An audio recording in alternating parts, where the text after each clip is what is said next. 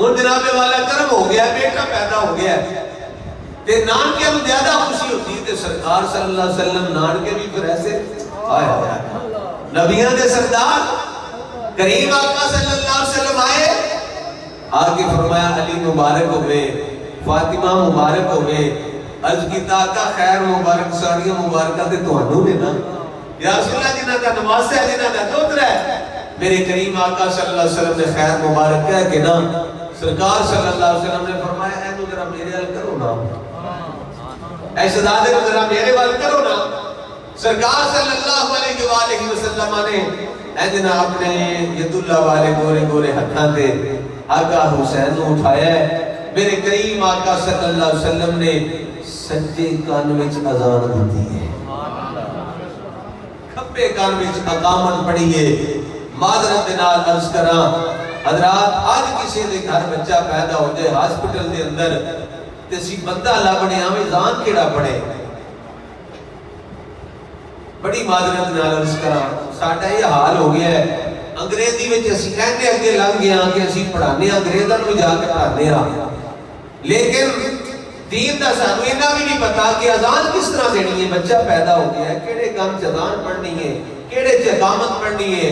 ابا جی کول موجود نے، وہ بندہ لب دے لبے اذان دینے والا بندہ لبے، ہن قاری صاحب نہیں ہے سیالکوٹ جب بچہ پیدا ہوئے تے قاری ناظم صاحب سیالکوٹ کس طرح پہنچ سکتے جناب رات 1-2 بجے تے چاہیے تے ہے نا ابا جی تو خود اذان پڑھن تے پڑھن دے تے تاں جے آمدی ہوئے پڑھن دے تے تاں جے پتہ ہوئے گا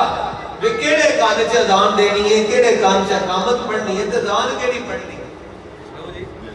اذان بھی کیڑی پڑھنی ہے، فجر والی پڑھنی ہے یا ظہر اثر والی پڑھنی ہے؟ حضرات دی وقار جدو اذان پڑھو تے فجر والی اذان پڑھنی ہے۔ کیڑی اذان پڑھنی ہے؟ چلو ایک ہی گل پلے بن کے لے جو تاکہ دسنے والے تے کسی نوں ہو تے نا بھی بڑی شریف ایڈی دوروں کو بندہ ہے تو کوئی نہ کوئی گل تے پنڈ پلے پائی گیا نا۔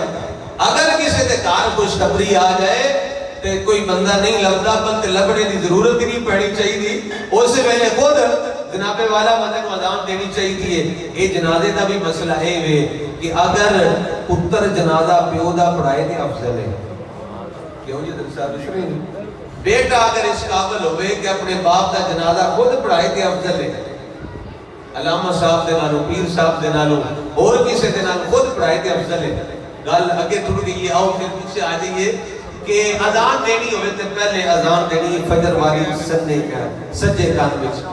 کھبے کان وچ اقامت پڑھنی ہے۔ حضرات دی وقار کسے دے کان وچ اذان حافظ صاحب پڑھ دینے، کسے دے کان وچ اذان علامہ صاحب پڑھ دینے، کسے دے کان وچ اذان کوئی پیر صاحب پڑھ دینے، تے کسے دی کو خوش نصیبی ہو جائے نا تے کوئی سید زیادہ لب جائے تے پھر ماپے جڑا ساری زندگی ناز کرتے رہتے ہیں اے پتر ہو جائے جدے کان وچ شاہ نے اذان پڑھی سی، سید زادہ نے اذان پڑھی سی۔ پانی دا یارا تھوڑا ٹائم عجیب جہا ہے، پھر سارے بندے دے توجہ ہٹ جاتی ہے۔ حضرات دی وقار توجہ فرماؤ، آقا حسین دے کان وچ کنے اذان پڑھی ہے؟ عام پیر نہیں، نبیاں دے پیر نے،